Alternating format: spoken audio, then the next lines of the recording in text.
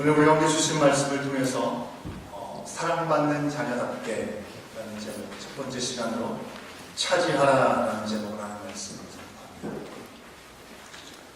여러분, 지난 금요일은 여러분 다 아시는 대로 3.1절, 또 대한민국의 임시정부가 세워진 지 100주년이 되는 날로 기념식들이 있었습니다. 대한민국의 여러 곳에서 또 국거에서도 행사들이 있었습니다. 1910년에 국권을 박탈당한 대한제국이 해수로 10년이 지나서 1919년 대한독립 만세를 외치며 만세운동을 통해 독립을 선언하게 되었습니다. 여러분, 이 운동은 누가 보더라도 어찌 보면 참 무모한 시도가 아닌가라는 생각을 갖게 합니다. 총칼을 겨누고 있는 일본의 군사들 앞에, 일본의 경찰들 앞에 아무런 부장도 받지 않고 그저 독립이 되기를 원하는 마음으로 외쳤던 무관 많은 백성들을 생각할 때 마치 우리가 흔히 쓰는 표현처럼 큰 바위 위에 계란을 던지는 격의 그런 모습이 아닌가 느껴지실지도 모르겠습니다. 그런데 당시의 사람들은요, 나라를 빼앗기고 사는 것, 어차피 감옥에 있는 것이나 다름없다라고 생각하면서 위험을 무릅쓰고 독립선언서를 준비하게 되었습니다. 참으로 놀라운 것은 은밀하게 또 진행되었던 이 일이 바로 민족 대표들만이 행한 것이 아니라 이 10대 학생들까지 동원되는 일이었다고 하는 것이죠. 처음 만세운동이 벌어졌던 탑골공원, 수많은 사람들이 대한독립 만세를 외치면서 아주 당당하게, 아주 힘있게 독립을 외쳤습니다. 참 재미있는 점은요, 그 자리에 있었던 일본 경찰들, 당시의 경성이죠. 오늘날의 서울에 해당되는 곳에 체류하고 있었던 이 일본의 관료들까지도 이 대한독립 만세 외치는 그 기에 눌려서 대한제국이 독립을 했다라는 착각이 들 정도라고 하는 것입니다. 그래서 일본 경찰들도, 일본 관리들도 그 자리에서 함께 대한독립 만세를 함께 외치는 해프닝이 벌어졌다고 하는 것입니다. 그 운동의 물결이 그 순간에 얼마나 거세었는지, 얼마나 당당했었는지를 우리로 하여금 어렵지 않게 상상해보게 하는 그런 대목이 아닌가 싶습니다. 지난 금요일 저녁에 우리 규모 기도회를 통해서 제가 잠시 언급했지만 정말 나라의 독립을 영원하는 그런 강한 마음, 식민지배를 받고 있으면서도 그 마음과 정신만은 정말 지배당하지 않은 우리 조상들의 모습을 우리가 잠깐 돌아보면서 과연 우리는 하늘에 속한 하나님의 백성, 하나님의 천국의 시민으로서 과연 지금 이 시대를 살아가면서 하나님의 백성답게, 천국을 소유한 사람답게 세상 가운데 하나님 나라를 선포하면서 살아가고 있는지 돌아볼 필요가 있다라고 말씀을 드렸습니다. 참 부끄러운 모습이 아닐 수 없습니다. 여러분, 어느덧 이제 목숨을 걸고 나를 찾으려고 했던 그때가 지난 지 100년이 흘렀습니다. 안타까운 것은 아직도 여전히 남과 북이 나뉘어져 있습니다. 안타까움이 있지만 그래도 지난 100년간 우리 민족은 많은 변화와 성장을 경험해서 여기까지 달려왔습니다.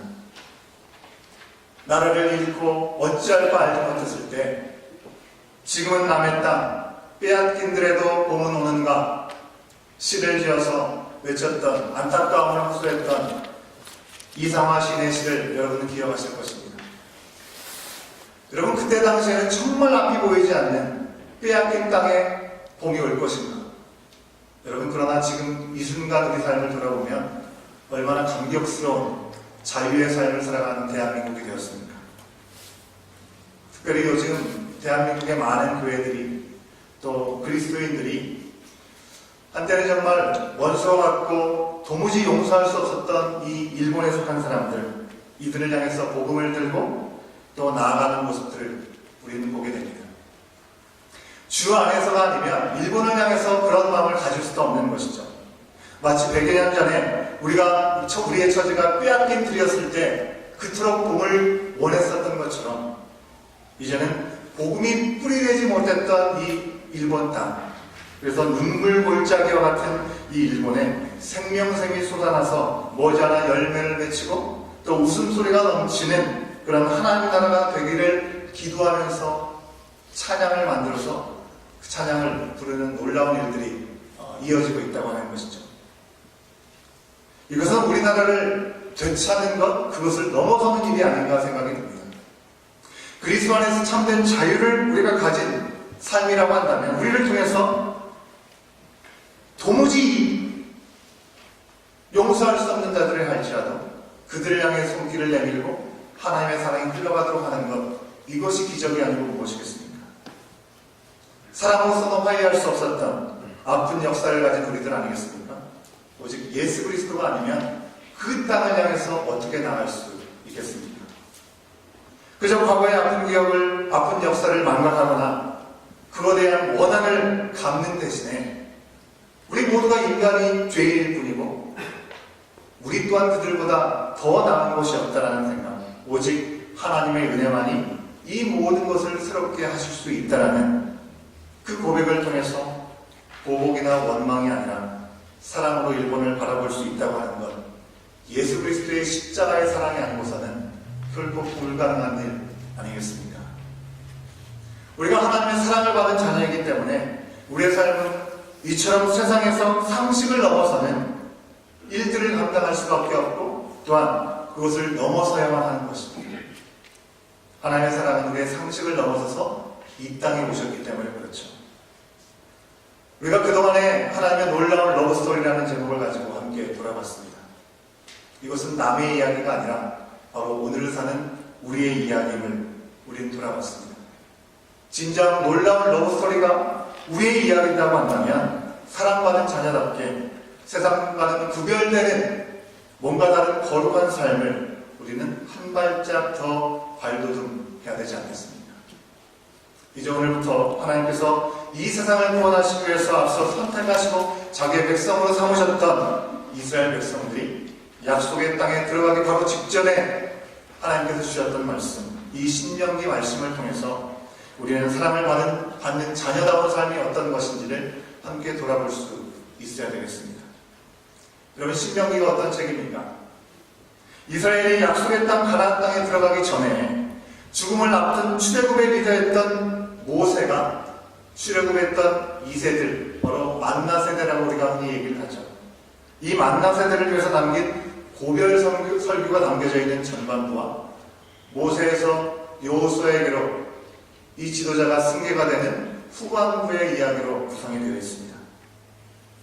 고별 설교의 내용 속에서 모세는 관역과 불순종, 그 결과로 헤맬 수밖에 없었던 40년의 시간들을 쭉 돌아봅니다. 그리고 다시금 여호와의 율법 안에 바로 세워질 것을 요청하고 있는 것이죠. 이제 새로운 환경과 형편에 들어가게 된 이스라엘 백성들에게 정말 중요한 것이 무엇인가? 바로 하나님의 말씀을 붙잡고 살아가는 것이라고 이야기하고 있는 것입니다. 여러분, 모세 너무나 잘 아시죠? 모세는 120년을 살았습니다. 40년 동안에는 이 애굽의 공주의 아들로서 왕궁에서 최고의 훈련을 받으면서 살았던 사람이 바로 모세였습니다. 그리고 나서는 어땠습니까?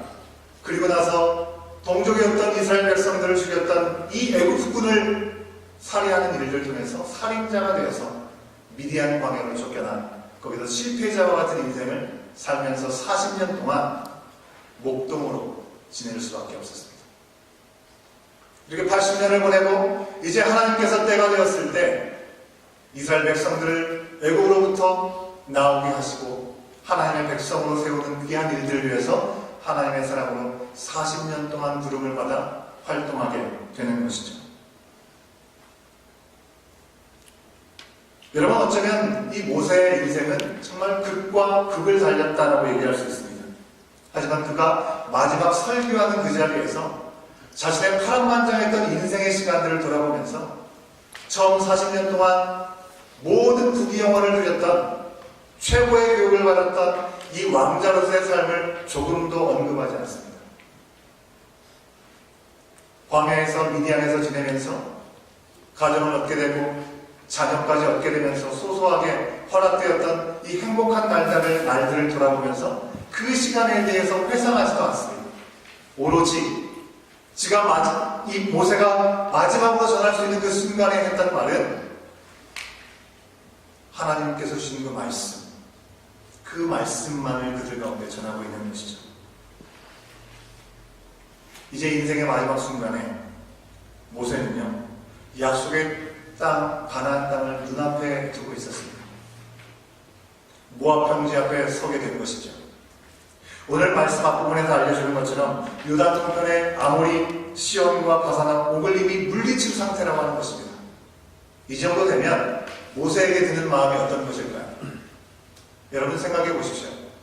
모세가 원해서 이스라엘 백성들을 인도하겠다고 한 것이 절대로 아니었습니다. 그는 절대로 원하지 않았습니다. 하지만 하나님께서 그를 통해서 역사하시고 40년이라는 긴 여정 가운데 인내하는 시간을 통해서 하나님은 그들을 여기까지 인도해 주셨죠.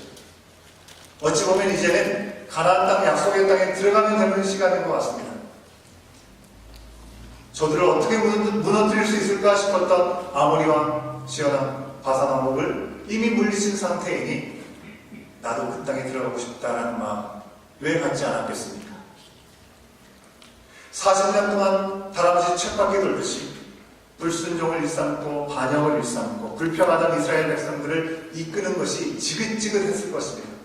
그럼에도 불구하고 인내했던 시간들이 있으니 하나님의 약속의 자리에 나도 함께하면 얼마나 좋을까 분명히 모세의 마음 가운데 있었다는 것입니다.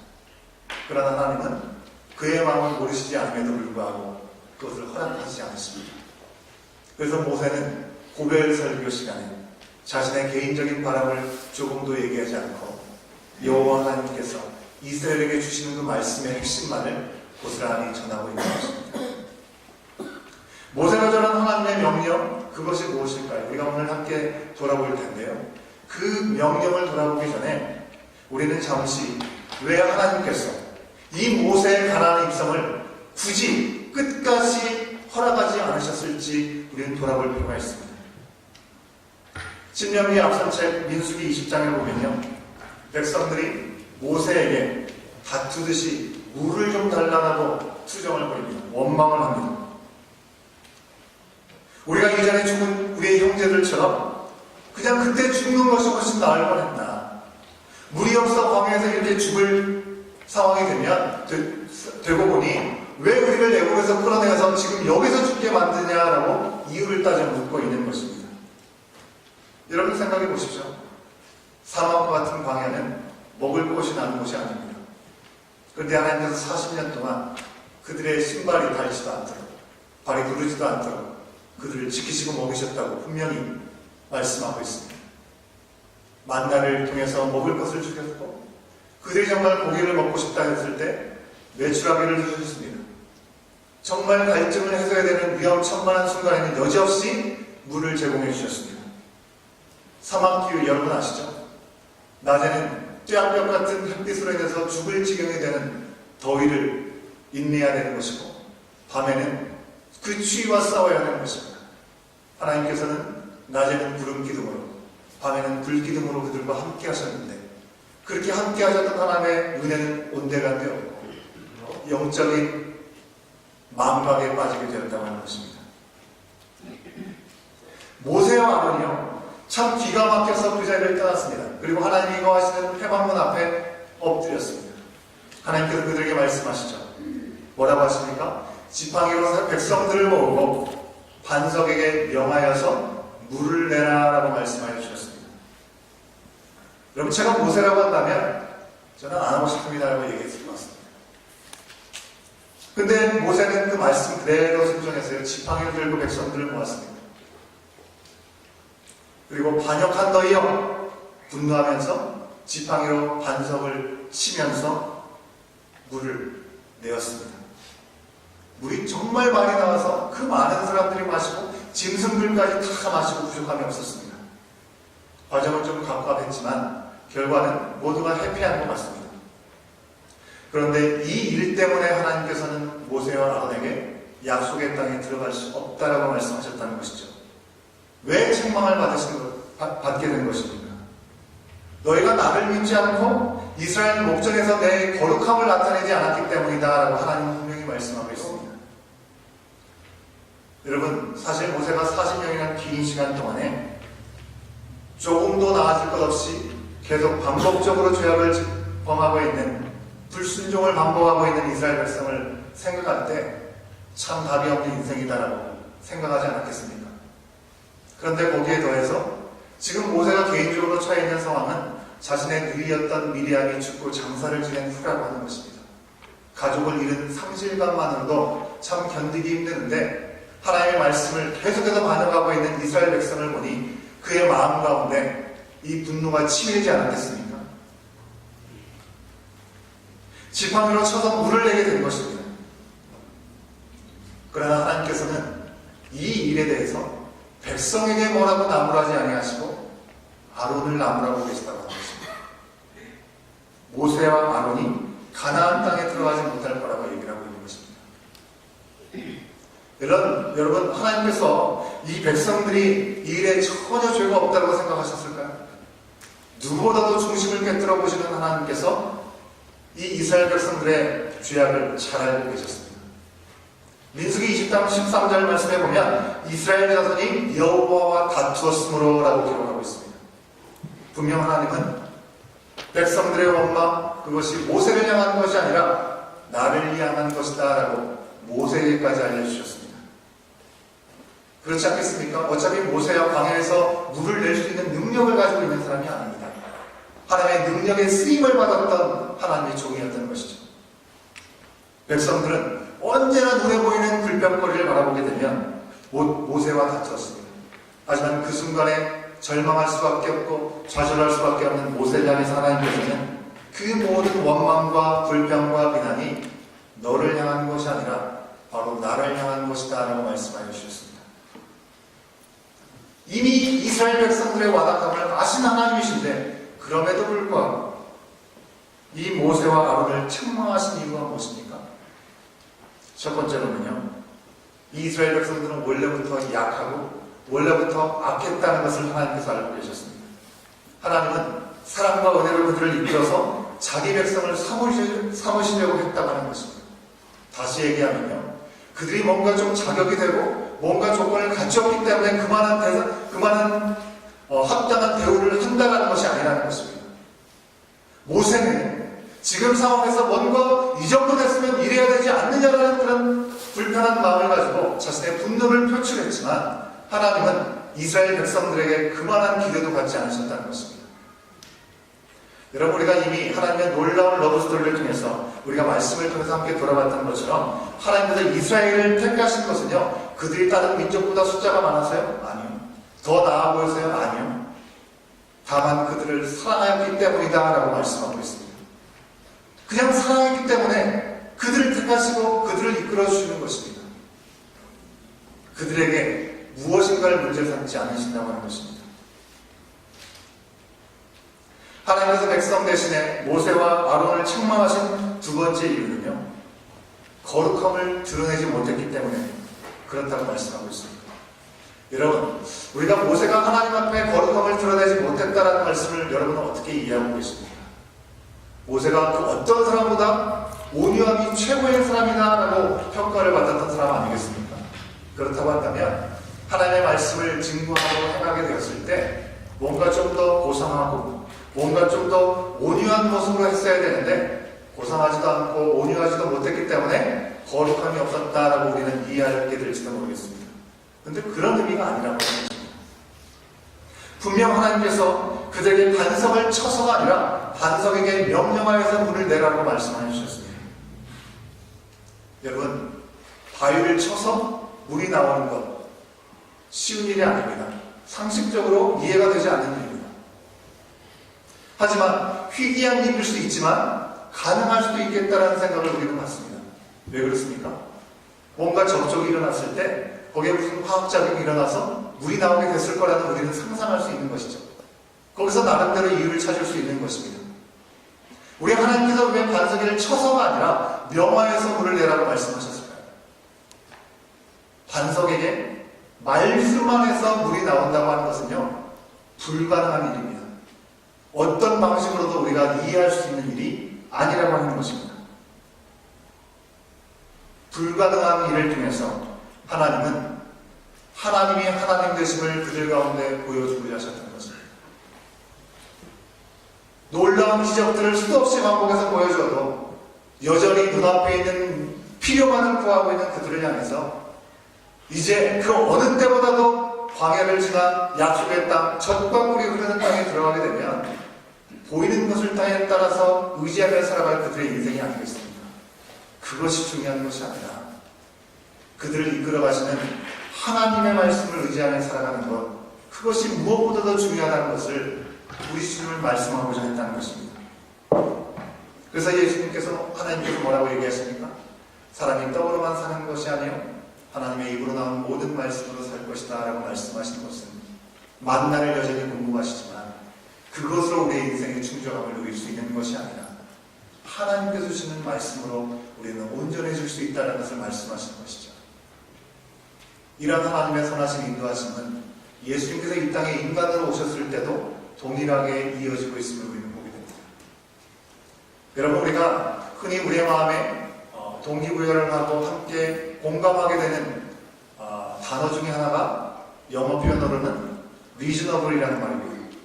이해가 될 만한 합리적인 그런 이유가 있을 때 우리가 공감한다고 얘기하기 때문에 그렇죠.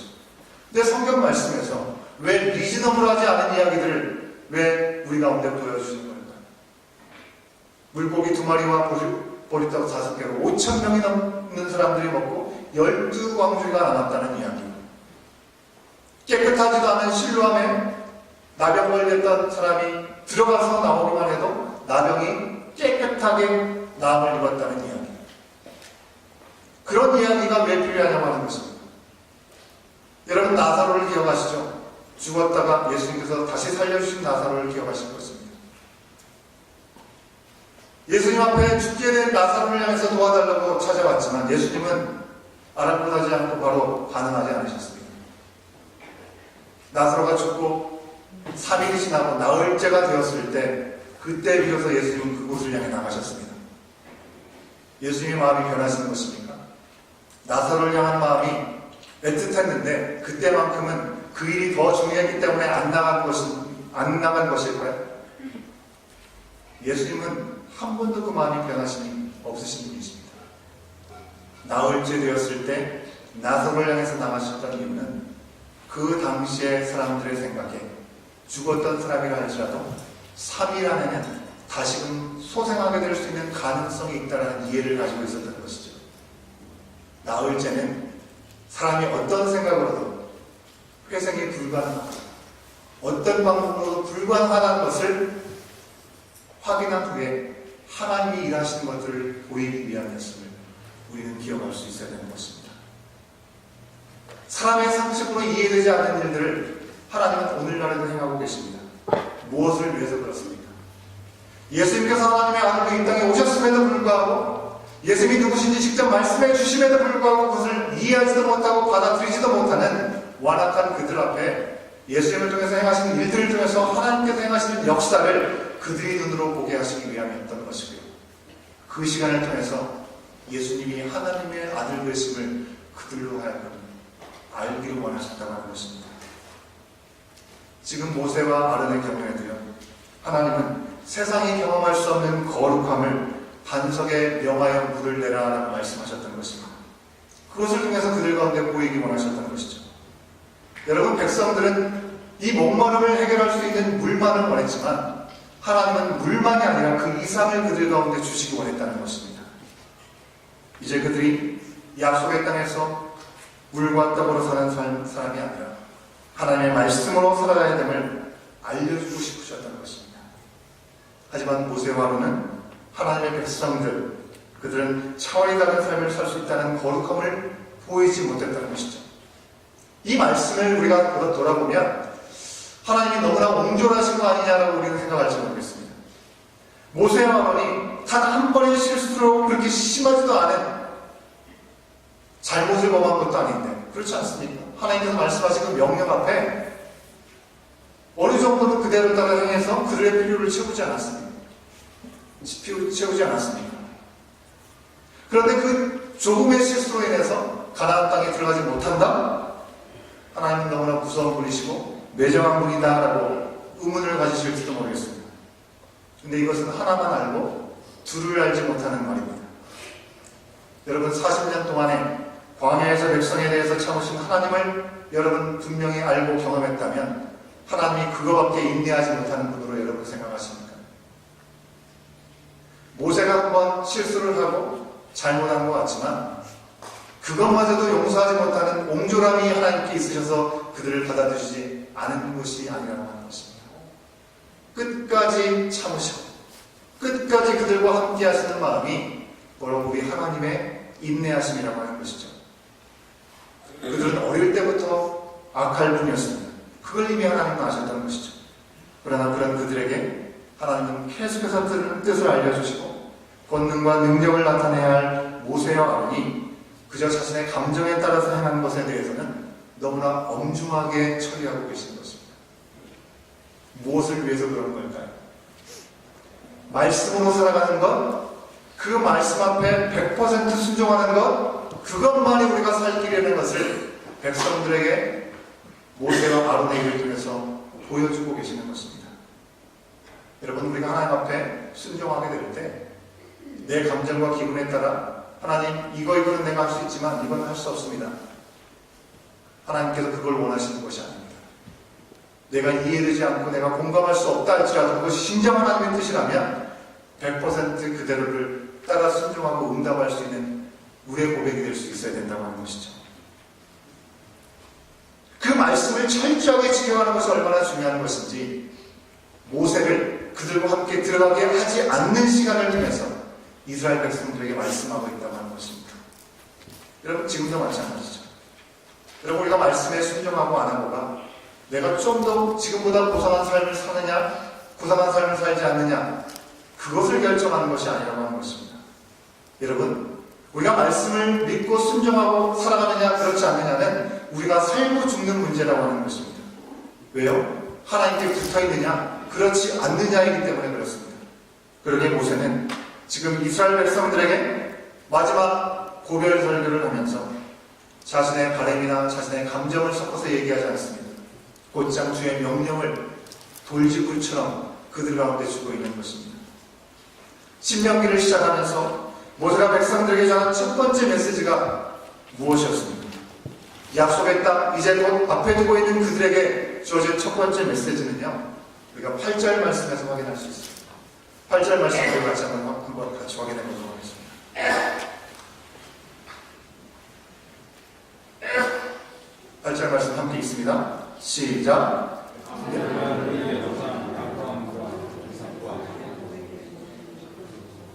8절 말씀인데 7절 말씀을 보여주고 계시네요. 제가 읽겠습니다. 8절 말씀. 내가 너희 조상 아브라함과 이삭과 야곱에게 맹세하여 그들과 그들의 후손에게 주리라 한 땅이 너희 앞에 있으니 들어가서 그 땅을 차지할지니라 라고 말씀하고 있습니다. 들어가서 차지하라 라고 말씀하고 있습니다. 여러분 이 말씀은요 이제 아모리와 바산왕국을 이겼기 때문에 조금 의기양양해진 그들에게 이제 뭐든지 할 수 있어 해보자 이런 얘기를 하고 있는 것이 아닙니다. 이미 400년 전부터 아브라함에게 그의 아들 이삭에게 야곱에게 주셨던 약속이 그대로 이루어지는 상황이 되었음을 먼저 말씀하고 있는 것이죠. 그러나 이스라엘 백성들은 가나안 땅에 들어가지 못한 40년의 시간 동안에 떠도는 인생이 될 수밖에 없었습니다. 하나님께서 허락하신 예배 자리에 나아가서 하나님을 경험하는 임재를 체험하는 시간도 분명히 있었지만 그들의 모습을 한번 돌아보십시오. 그들은 현실 앞에서 늘 연약한 모습이었습니다. 이방 사람들과 만났을 때 조금만 접촉해도 금세 그들에 있는 죄악의 모습을 그대로 닮아버리는 우상 숭배를 하는 그들의 모습을 우리는 기억합니다. 죄에 빠져버리는, 너무 쉽게 죄에 빠져버리는 이스라엘 백성들의 모습을 우리는 기억할 수 있는 것이죠. 사랑을 받은 백성다운 당당함이나 미래에 대한 소망이 별로 없어 보이는 그런 모습을 가지고 있었다는 것입니다. 그래서 어쩌면 하나님께서는요 유다 동편에서 먼저 승리를 경험하게 하신 뒤에 그 승리를 맛본 것을 기억하면서 나아갈 수 있는 용기를 주고 계시는지도 모르겠습니다. 여기서 제가 다시 일제 강점기로 잠깐 돌아가도록 하겠습니다. 여러분, 1900년도 초기부터 일본은 중국과 한국과 일본의 힘을 모으기를 원했었습니다. 그런데 다른 나라들과 함께 협의해서 힘을 모으는 것이 아니라 일본은 바로 국권을 침탈하는 일을 통해서 그 힘을 모으고자 하는 욕심을 가졌던 것이죠. 이미 3.1운동이 일어나기 10년 전부터, 여러분 10년 전에 무슨 일이 일어났습니까? 안중근 의사가 이토 히로부미를 피격하는 일들이 일어나게 되었죠. 국권을 빼앗기기 전부터 벌써 나라가 어려운 가운데 있었다는 것을 우리는 어렵지 않게 돌아볼 수 있는 대목이라고 할 수 있습니다. 마침내 나라가 빼앗긴 현실 가운데 여기저기서 독립운동을 하는 이들이 정말 목숨을 걸고 그 일들을 감당했습니다. 얼마나 현실 가운데 타협하고 싶은 마음들이 많았겠습니까? 아니 내가 이 일을 한들, 목숨을 걸고 이 일을 한들 과연 내가 하는 일을 통해서 독립이 이루어질 수 있을까? 그런 질문들을 그들 스스로가 많이 했을 것임을 우리가 어렵지 않게 생각해 볼 수 있죠. 그런 실망감들 속에서 변질된 사람들도 있습니다. 여러분 2016년도에 개봉했던 영화 밀정이라는 영화를 보신 분이 계실지 모르겠습니다.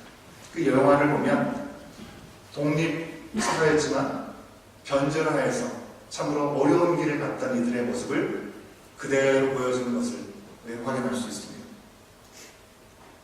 그런데 그런 이들만 있었던 것이 아니죠. 그런 와중에 나라의 독립을 바라면서 꿈을 잃지 않고 자신의 목숨을 아끼지 않았던 사람들이 분명히 있었습니다. 여러분 이봉창이라고 하는 30살의 상인 청년이 있었습니다. 자신이 나가던 차별, 불만을 품고 천황을 제거하고자 한인 애국단의 단원으로 들어가게 되었습니다. 폭탄을 구해서 일본까지 가서 천황에게 폭탄을 투척했습니다.